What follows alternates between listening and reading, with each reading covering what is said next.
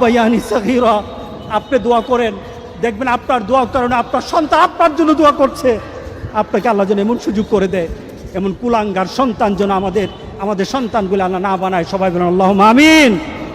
আপনার দালান, আপনার বাড়ি, আপনার সম্পদ, আপনার ব্যবসা, আপনার পৃথিবীর প্রতিপত্তি যত কিছু আছে সব আপনি দুনিয়াতে ফেলেই চলে যেতে হবে, কিন্তু সন্তান কিন্তু আপনাকে ছেড়ে দিবে না।